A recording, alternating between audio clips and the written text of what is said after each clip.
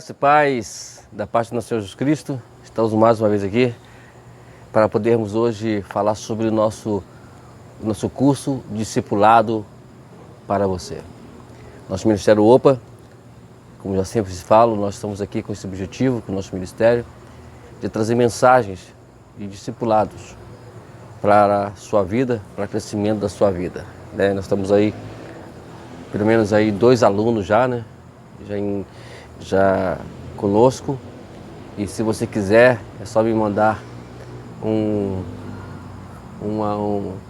ok e nós estaremos mandando os vídeos, ou você pode também entrar no meu canal e acompanhar desde o início, do primeiro curso, que é Conhecendo Deus, Fazer Sua Vontade, e depois seguir até os demais cursos.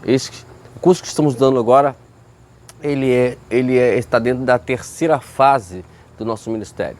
Nós estamos a primeira fase, que são 5 livros, a segunda fase, que são 2 livros, e a terceira fase, que ainda não temos quantos livros determinados ainda, para podermos colocar nessa terceira fase.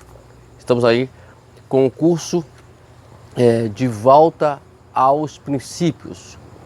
Estamos hoje na 9ª lição, que é Fazendo a Curva, parte 4. Estamos hoje falando sobre alguns pontos,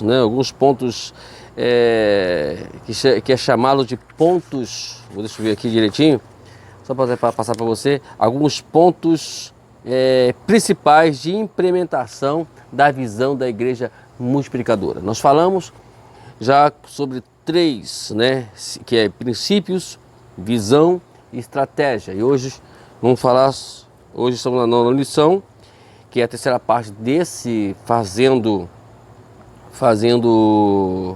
a parte desses pontos, e fazendo a curva, parte 4, vamos falar sobre estratégia. Então, vamos lá então? É muito importante nós nos envolvermos nesses princípios de curso, porque eu tenho certeza que tem muitas coisas que ainda a gente não está por dentro para podermos avançar para o nosso trabalho missionário, tá ok? Vamos lá. Hoje é estratégia ainda dentro da unidade Fazendo a Curva. A estratégia é o caminho que todos nós devemos percorrer para colocar em prática os princípios bíblicos. Como chegaremos lá? É hora de apresentar de maneira clara o que se espera de um discípulo de Jesus. Muitas vezes, como discípulo de Jesus, queremos agir apenas de acordo com os nossos desejos. Porém, no fundo, fica uma pergunta: o que desejamos é o que verdadeiramente necessitamos? O que Jesus realmente espera de nós? É uma pergunta que precisamos fazer constantemente. Será que o que eu estou fazendo hoje para o reino de Deus é realmente isso mesmo que Jesus quer que eu faça? É justamente isso mesmo que Ele quer que eu trabalhe, que eu faça, que eu realize? Porque tem coisas que tem que se perguntar ao Senhor. Porque nem tudo que se diz Senhor, Senhor, como diz a Escritura, entrará no reino dos céus. Não é porque você faz um trabalho. Nós temos aí a igreja de Éfeso, que foi direcionada uma carta para ela em Apocalipse, capítulo 2, que ela era uma igreja brilhante, uma igreja bem ativa, porém faltava uma coisa muito importante, que é o primeiro amor. Então é isso que às vezes precisamos hoje avaliar, ok? Vamos lá. Precisamos saber definir com clareza o que é desejo, o que é necessidade, à luz da vontade de Deus. Então, você olhando aqui um texto, eu quero falar para você aqui, eu queria que você abrisse a sua Bíblia junto comigo, em Atos dos Apóstolos, capítulo 16, onde nós temos aqui algumas coisas que podemos colocar como exemplo do que nós estamos falando aqui sobre desejo e necessidade. Então tem aquela coisa, existe uma coisa que nós desejamos e uma coisa que é necessidade, que tem que ser já feita, que tem que ser logo elaborada. Então vamos aqui ver. No capítulo 16 de Atos, aqui no versículo 6 e 7, nós temos aqui algo que Paulo desejava, que é pregar o evangelho. Tem coisas que às vezes nós não entendemos. Bom, eu vou pregar o evangelho e sou impedido de pregar o evangelho. Paulo foi impedido de pregar o evangelho, porque é algo isso é que estava um desejo que ele desejava fazer. Né? Aqui no versículo 6 e 7 fala que, primeiramente, no versículo 6, fala que quando ele foi para a região de Frígio Gálata, ele foi impedido pelo Espírito Santo de pregar a palavra lá na Ásia. Ele foi impedido, então não foi permitido. No versículo 7, fala que quando ele ia para a Betínia, também foi impedido pelo Espírito Santo também de pregar o evangelho também lá. Até que, por quê? Porque ali era um desejo de Paulo pegar, porque a gente quer ir para determinado lugar e Deus não permite a gente ir, né? Temos que respeitar isso, porque o nosso desejo é ir para lá. Porque se fosse hoje, fôssemos levar por aquilo que nós desejamos, às vezes, quando nós temos intenções verdadeiramente de pregar o evangelho, estamos dentro desse princípio de pregar o evangelho, a gente vai a qualquer lugar. Mas tem coisas que existe necessidade. E aí nós podemos ver que no versículo 9, o Espírito Santo mostra para Paulo a necessidade e diz assim, olha, à noite sobreveio a Paulo uma visão na qual um varão macedônio estava em pé, ele rogava dizendo, passa a Macedônia e ajude-nos. Assim que teve visão, versículo 10, imediatamente procuramos partir para aquele destino, concluindo que Deus nos havia chamado para lhes anunciar o evangelho. Então vocês estão observando aqui? Lá no caso lá do versículo 6 e 7, era um desejo de Paulo ir para Gálata e para Bitínia, mas foi impedido pelo Espírito Santo, porque havia uma necessidade. Do outro lado da Macedônia, estava alguém precisando, estava pedindo misericórdia, ajuda. Entendeu, queridos? É para que nós vamos entender o que é discipulado, o que é um trabalho missionário, né? Então tem que tomar muito cuidado com isso. Muitas vezes, como a Igreja de Cristo, na hora de escolher o rumo de iremos seguir, inserimos nele tantas ramificações e vidas secundárias que ele se torna confuso ao ponto de nos perdemos. Queremos realizar atividades que atentam ao desejo das pessoas, mas nem sempre contribui para o cumprimento do seu chamado primordial. Então, existem coisas que vêm suprir. Aí alguém pede você para ir determinado. Aconteceu isso várias vezes comigo, né? A gente queria para determinado lugar e acabou que não foi possível ir para aquele lugar ou visitar determinada casa que a gente achava que precisava de oração, mas na final das contas, né, Deus não permitiu irmos para lá. É por isso que é bom ser guiados pelo Espírito Santo. Então, existe aquela coisa, o que é fazer discípulo?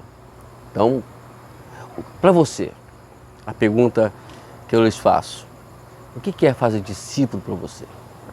Então é isso que temos que fazer, perguntar.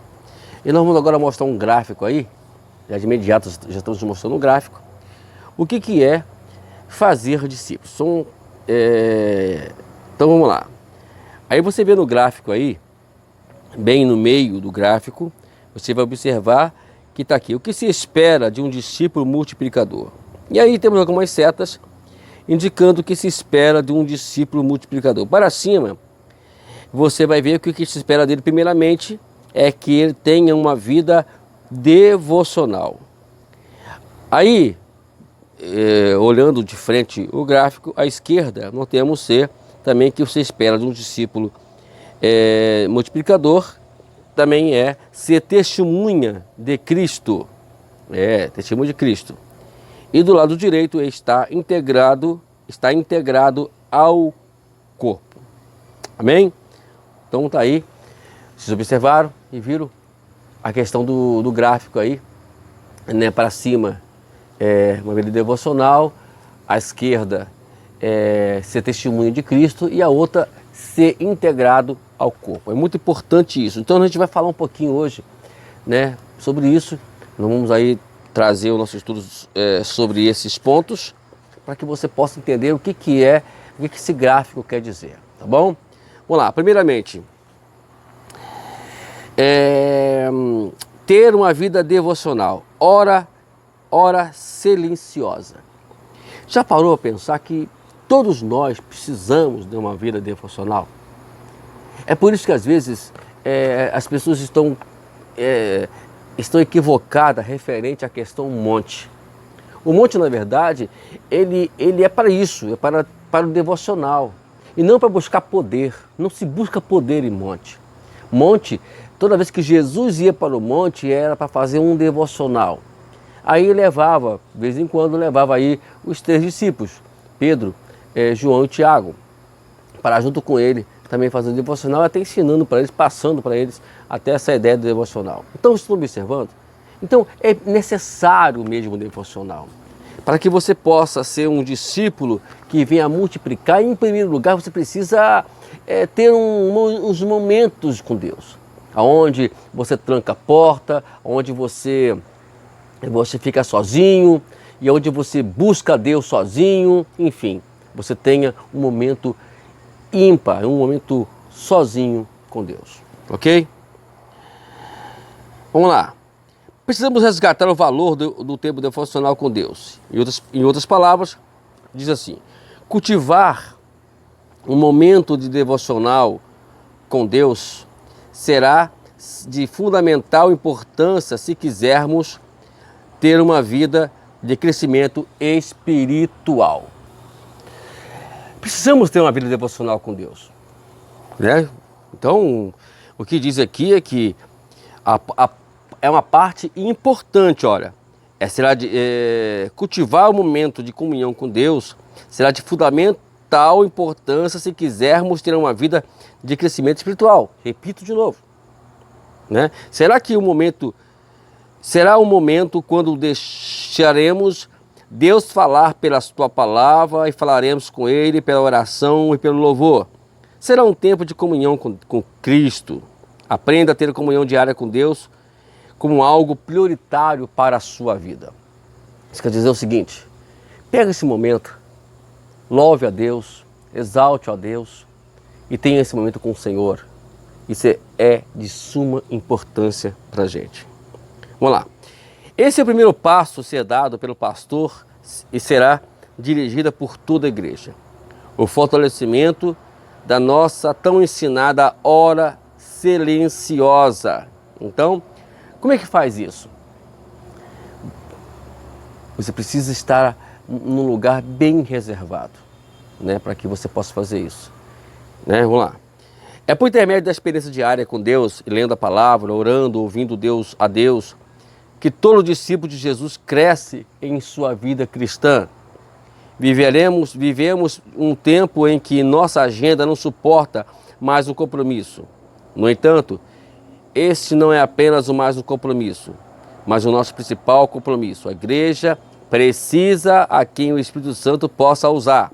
Homens de oração, homens poderosos em oração. Se você não tem vida de devocional, então você não tem vida de oração. Então não adianta. É completamente fora de contexto isso, entendeu? Não existe essa questão, eu sou um homem de oração, mas você não.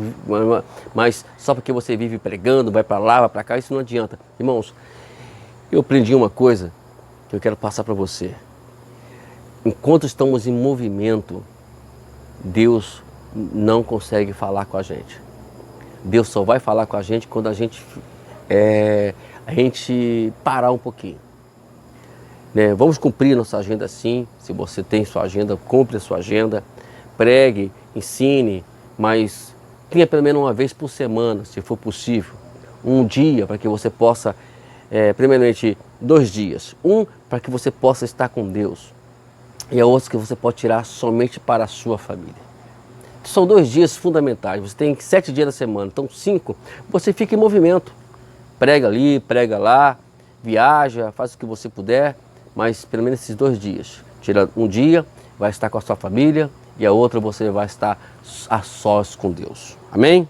Então é isso que é preciso. E quando nós negligenciamos essa vida devocional, né? Então o primeiro passo quando você não tem essa vida, então esse vai ser o primeiro passo para o fracasso. Por que existem fracassos hoje? Porque às vezes as pessoas não têm essa vida devocional com Deus. Então precisamos, e quando nós negligenciamos ela, então a primeira coisa que vai acontecer conosco é isso mesmo, o fracasso. Então vamos continuar essa nossa caminhada, né? Existem vidas precisando de alguns momentos nossos com Deus, porque para que você possa alcançar e ter sucesso na sua vida cristã, na sua vida ministerial, em primeiro lugar tem que haver isso aí, tá ok? Então vamos lá, vamos para o segundo ponto aqui. O segundo ponto é: como discípulos de Jesus, também somos chamados à santidade. Vamos lá. Esse é o chamado do Senhor para os seus filhos. Sede santos, porque eu sou santo. Como um relacionamento íntimo com o Senhor, estaremos cada dia mais sensíveis à sua voz. O discípulo de Jesus também se torna sensível ao pecado, para que muitos que para muitos é algo comum. Quando olhamos para a vida de Isaías, ao encontrar-se com o Senhor, ele foi grandemente impactado pela santidade e exclamou: ai de mim, estou perdido. O mesmo acontece com cada discípulo de Jesus que diariamente se coloca na sua presença. Reconhecemos quando precisamos ser transformado a cada manhã. Então, uma vida devocional, ela traz intimidade com Deus, com o Senhor Deus. Você vai ter intimidade com Ele, você vai poder ter um momento íntimo com o Senhor. Isso é de grande valor, né? Agora, é claro que muitas vezes todo o fruto de um relacionamento íntimo é desenvolvido ao longo prazo. É claro que você não vai ter imediatamente uma experiência, uma intimidade, uma coisa forte com o Senhor. Não, isso vai demorar. Isso é exercício, né? Você vai exercitando hoje um momento com o Senhor, amanhã você exercita mais um pouco e assim sucessivamente, até que você alcance um momento clímax de intimidade com Deus. Tá ok, queridos? Então, podemos fazer isso, né? A santidade, na verdade, ela faz isso. Olha o que diz aqui, mas essa intimidade que o momento devocional diário com Deus nos proporciona. É poder, em meio a tantas vozes, discernindo a voz de Deus para uma caminhada segura, andando à luz da sua palavra, fazendo a sua vontade. Somente por meio de um relacionamento íntimo com o Senhor, poderemos discernir a sua voz em meio à multidão de sons que ouvimos diariamente. Deus quer falar conosco, então precisamos investir tempo em ouvi-lo por intermédio de sua palavra. Afinal de contas, como diz Samir Tipik, que ele dizia assim: é muito fácil tornar-nos tão envolvidos na obra do Senhor, a ponto de perdermos de vista o Senhor da obra. Acontece isso. Às vezes acontece que a gente perde, né, um momento de intimidade com Deus, perde a nossa vida íntima com o Senhor. E nós precisamos resgatar isso a cada dia. Infelizmente, o que está acontecendo hoje no nosso dia a dia exatamente é que nos movimentando tanto, e aí, entre aspas, estamos fazendo a obra do Senhor, mas na verdade das coisas estamos perdendo, e com isso nós perdemos o Senhor da obra. Tá ok? Investir tempo diário para internalizar a palavra de Deus nos dará força para vivermos em santidade. Como fazer isso? Meditar na Bíblia, né? Orar ao Senhor para que o Senhor venha nos dar sabedoria para entender o que estamos lendo. Por isso o salmista pergunta: como purificará o jovem o teu caminho? Observando de acordo com a tua palavra. Ele nos mostra que observando a palavra que teremos uma vida reta diante de Deus. E não podemos nos esquecer que a oração de Jesus, que diz: santifica-nos na verdade, a tua palavra é a verdade. Então, é isso aqui. Pregar é orar, orar lendo a palavra e orar, e orando a palavra lendo. É isso aí. Vamos lá. Então nós falamos aqui sobre do devocional, né, daquele gráfico que nós mencionamos no início aí. A outra agora dentro do gráfico está integrado ao corpo. Isto é, você precisa pertencer a alguma igreja. É importante. Eu queria só deixar aqui um parênteses aberto, que no primeiro curso, né, da nossa primeira fase, conhecendo Deus e fazendo a sua vontade, nós damos alguns detalhes sobre isso, sobre se integrar ao corpo, até mesmo nessa questão aqui de uma vida devocional com Deus. Nós falamos disso lá, né, de uma forma bem clara, né, somos bem enfáticos ao falar sobre esse curso. Então, se você quiser dar uma olhadinha lá no curso Conhecendo Deus e Fazendo a Sua Vontade. Por isso que o Ministério OPA ele vem em fases, para que você possa gradativamente inteirar da palavra e do sentido do objetivo do curso, tá ok? Então vamos lá. Outro ponto muito importante para o crescimento do cristão é o discípulo integrado ao corpo, à igreja, quer dizer, ao corpo de Cristo. Estar integrado pressupõe estar envolvido com coisas certas no momento certo. Algumas coisas só são possíveis quando estamos integrados à igreja. É na verdade comunitária que somos desafiados e capacitados a melhor servir ao Senhor e produzir frutos para a glória de Deus.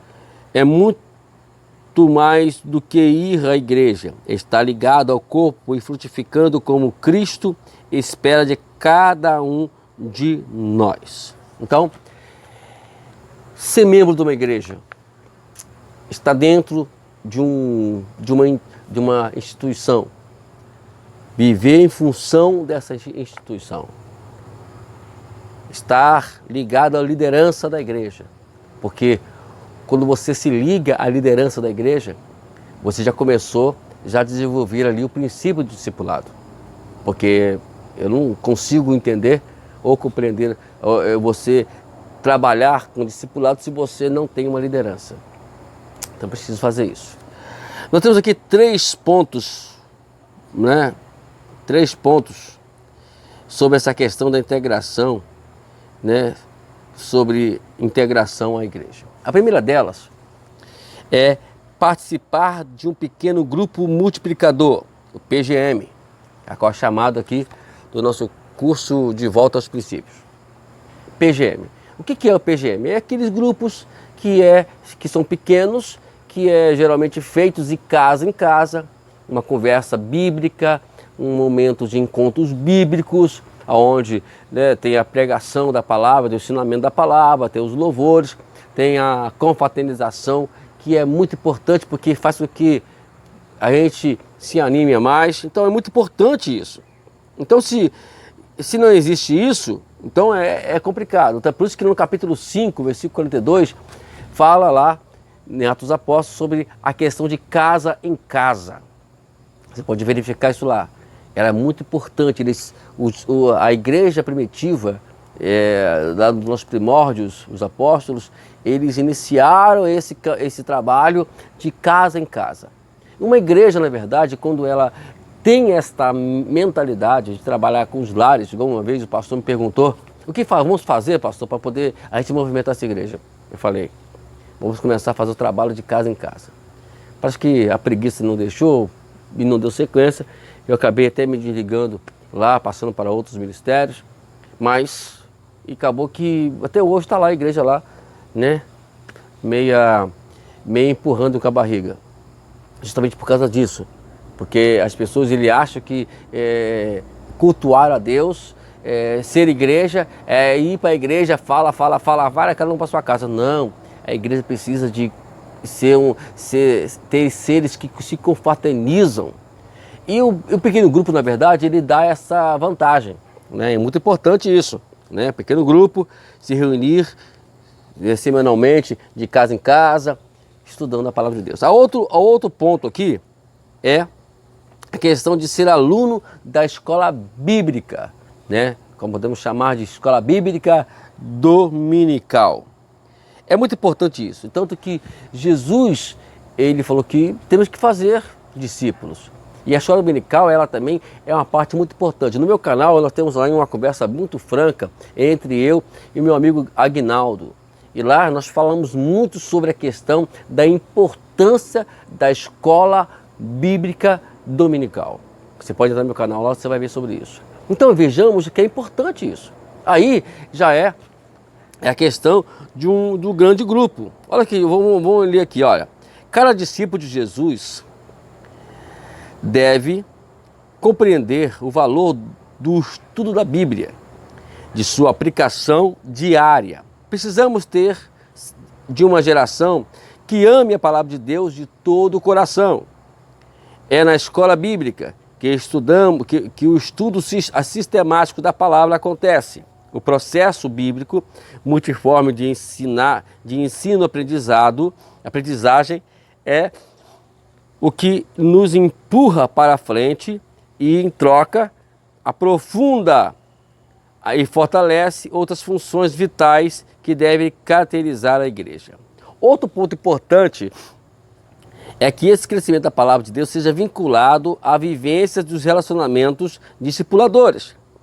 Precisamos trazer para dentro da escola dominical uma verdadeira revolução de cuidado, zelando e motivando-os a cada dia crescer espiritualmente. Então, a escola dominical é importante, porque até mesmo lá ela te dá uma facilidade pela questão da faixa etária, porque você não vai trazer uma mensagem para a igreja, você vai trazer uma mensagem de faixa etária, onde as revistas elas vão trabalhar dentro dessa faixa etária, que é muito importante, porque ela tem esta força e ela precisa ser valorizada.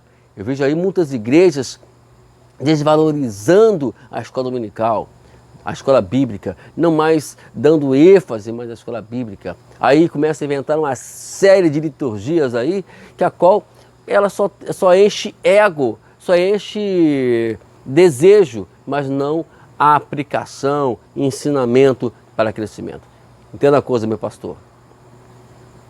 E você que ainda vai ser pastor, se você não se aplicar ao aprendizado da palavra, ou aplicá-la dentro da igreja, você vai ter uma igreja oca, uma igreja inchada, não cheia do poder de Deus. Tá ok? Então temos aqui. Deixa eu ler esse outro ponto que também é muito importante. Também não podemos deixar de enfatizar que a escola bíblica dominical, que a escola bíblica deve ser um ambiente que potencialize a formação de novos líderes. Olha só a importância que tem essa escola.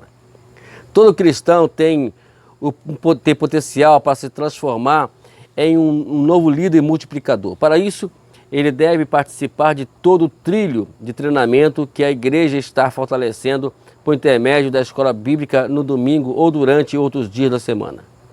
Esse ensino sistemático aliado ao que o líder em formação está assimilando, vivenciando no PGM, que é pequeno grupo de multiplicador, tem por objetivo de tornar um líder eficaz, capaz de ensinar os outros, vivendo assim que Paulo ensina a Timóteo.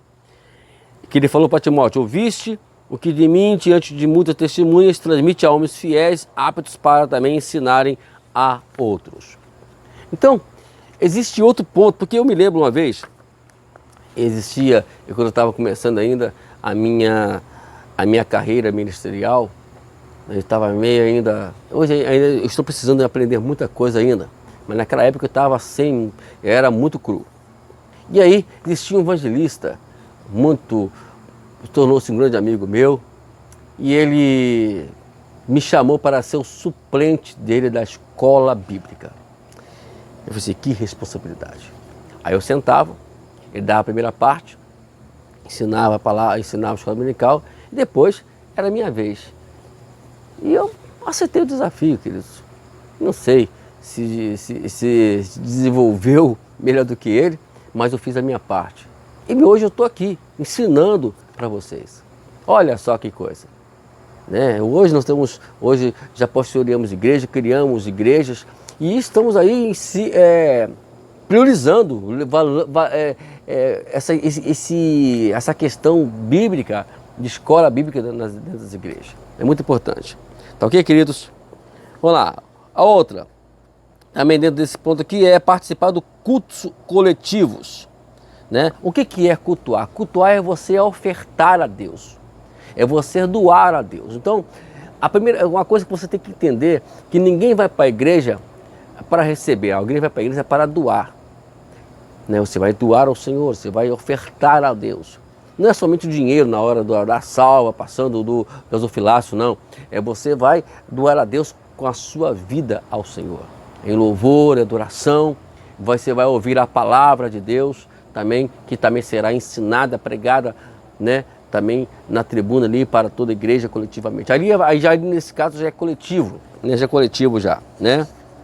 Então, e aí vai haver uma adoração onde todos em um só local, em um só dia, unidos, né? Onde vai haver a unificação da igreja em ouvir, em louvar, em cantar ao Senhor. Isso é magnífico, magnífico, tá ok? Vamos lá. Agora vamos passar para o outro ponto, que é dentro desse ponto da estratégia ainda, né, do fazendo a curva, do pontos implementadores, né, de vir a implementar uma igreja multiplicadora, que é ser testemunha de Cristo. Vamos lá. Esse ponto é a força da visão da igreja multiplicadora. Resgatar a prática neotestamentária de cada cristão, fazer novos discípulos intencionalmente.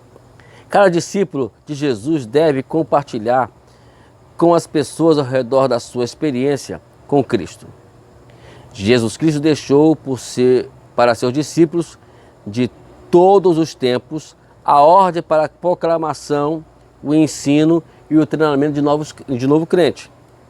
O testemunho pessoal é um poderoso meio de evangelização, o qual deve ser dado o poder do Espírito Santo. Se você estiver realmente disposto a testemunhar, o Senhor providenciará uma oportunidade. As palavras fluirão de seus lábios, falando de sua experiência com Cristo.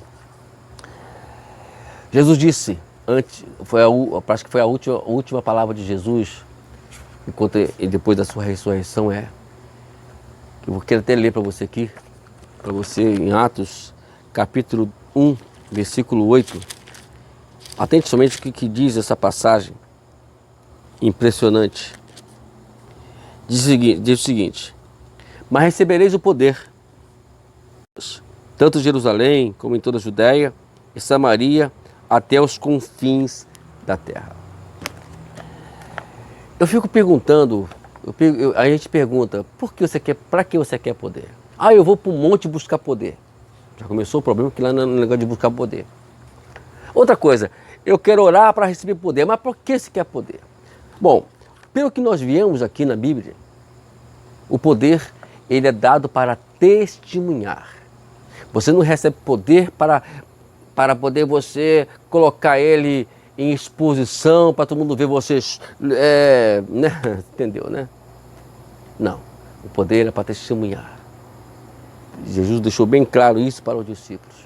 Recebereis o poder que há vindo sobre vós, o Espírito Santo, para testemunhar da palavra. O Espírito Santo não é brinquedo para que alguém venha usar dentro da igreja em línguas estranhas e etc. Falar em línguas é muito bom, orar em línguas é ótimo, mas que você faça isso para testemunhar também. Porque a evidência do poder do Espírito Santo presente em determinado lugar é para que você venha buscar força, buscar sabedoria para testemunhar lá fora. Então, não vem nessa, né? Não. Vamos lá, vamos continuar aqui. E o poder aqui, de Atos capítulo 1, versículo 8, ele está no grego dunamis. O que é dunamis? Dunamis, ele nos traz 3 palavras em seus significados. Primeiramente, a palavra dinamismo. O que é dinamismo? A pessoa espontânea, a pessoa ativa, uma pessoa que se movimenta, uma pessoa que não para, a pessoa que tem visão, uma pessoa a qual traz luz. O que é? A outra palavra é dínamo, né?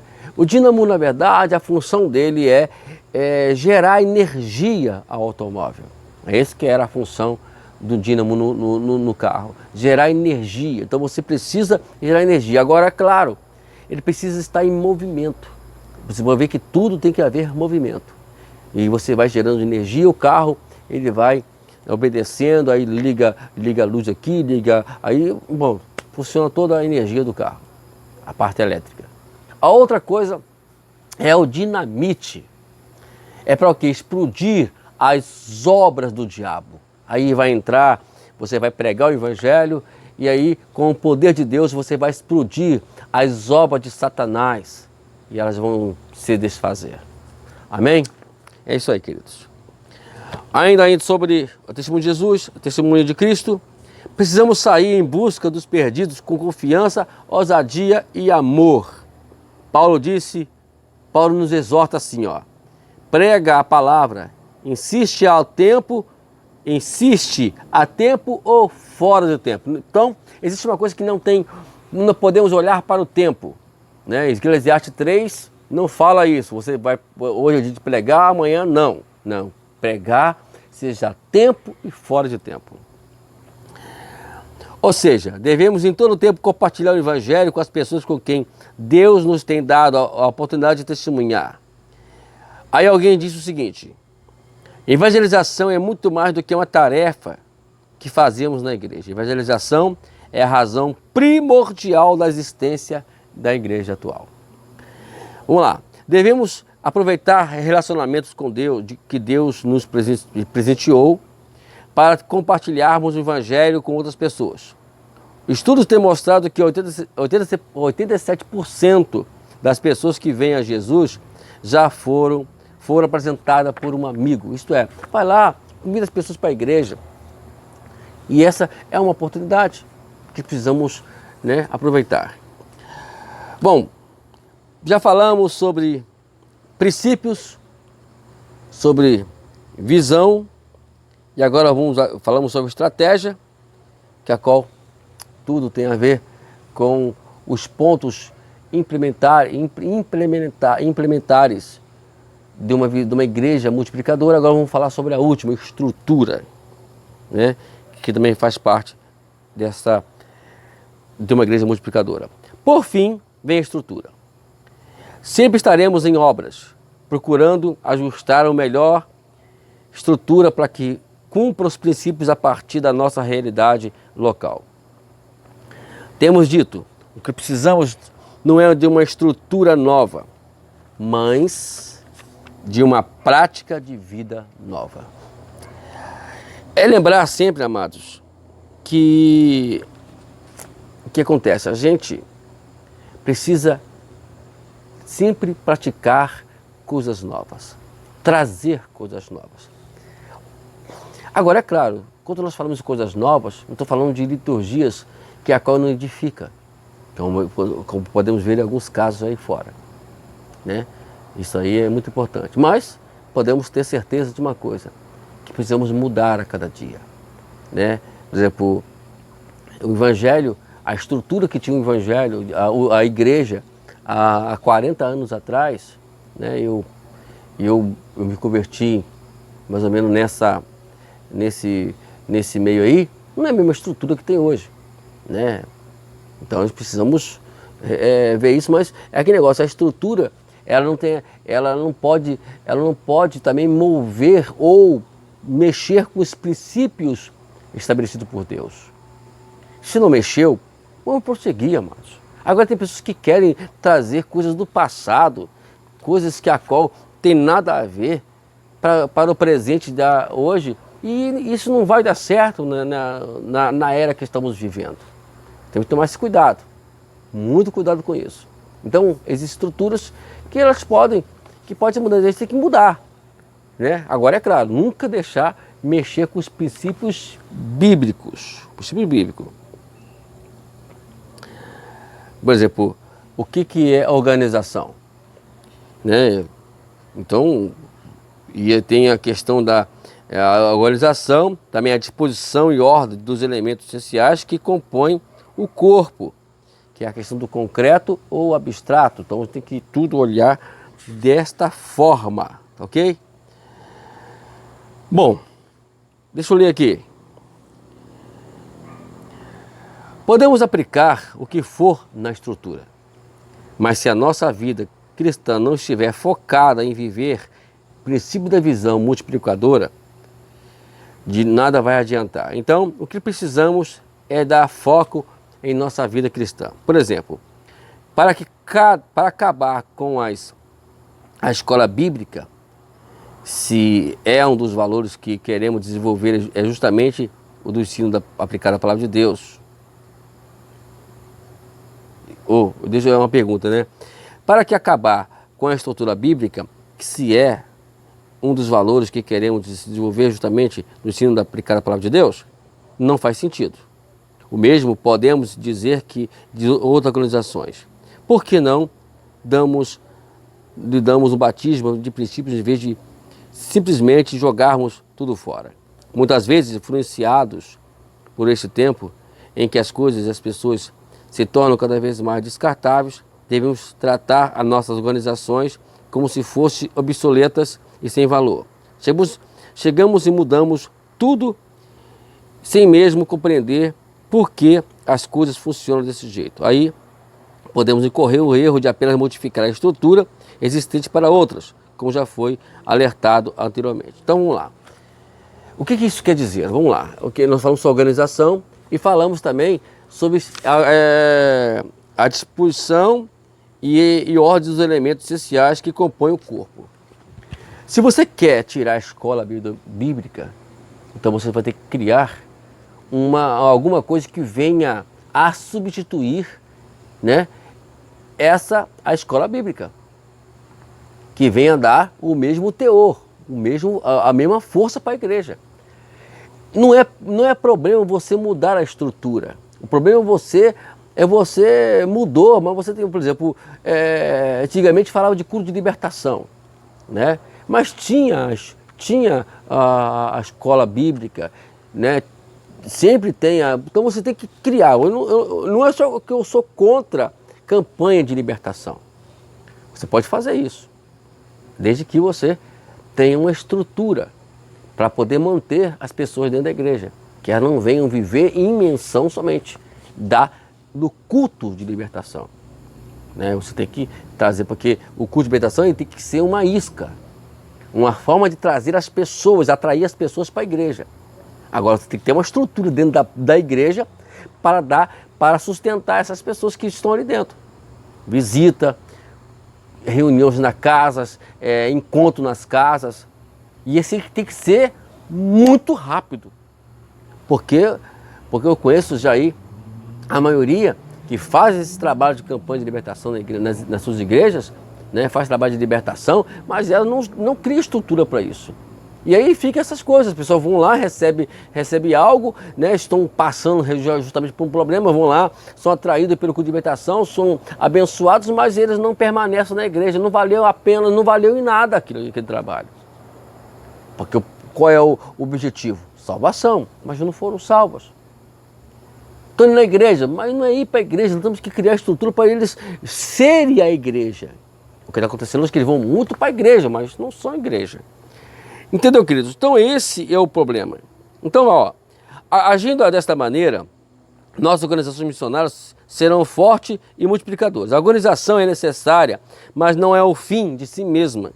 Ela deve ser flexível e está à disposição de Jesus, a cabeça da igreja, por intermédio da atuação do Espírito Santo. Por isso que, quando falamos em estrutura, compreendemos que ela, é adaptável ao contexto?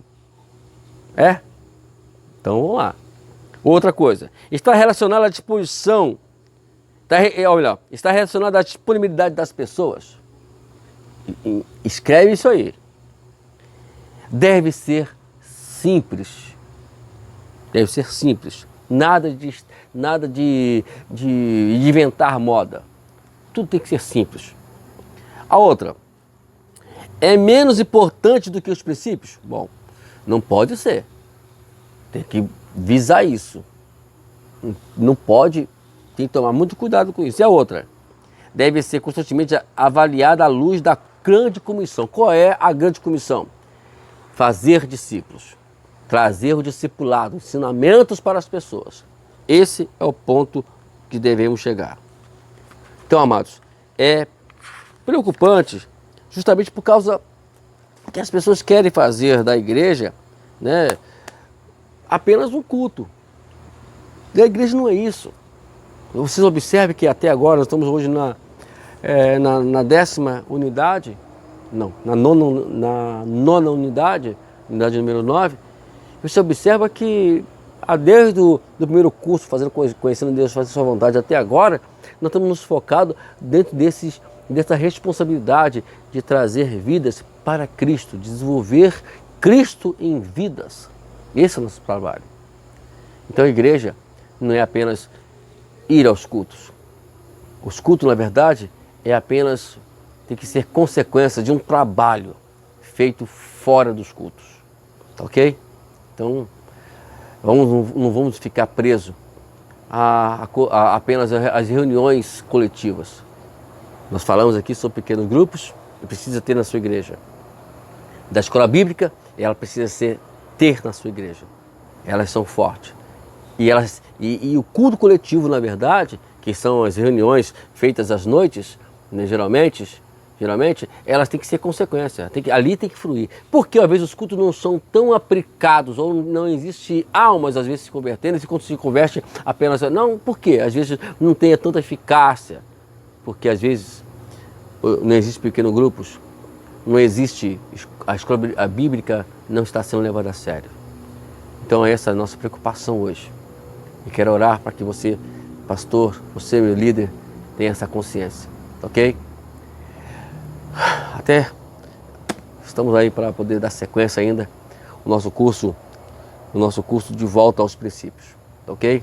Até a próxima unidade com esse curso. Tenho certeza que Deus tem muitas coisas para nos ensinar ainda. Deixa eu lembrar para você, hein?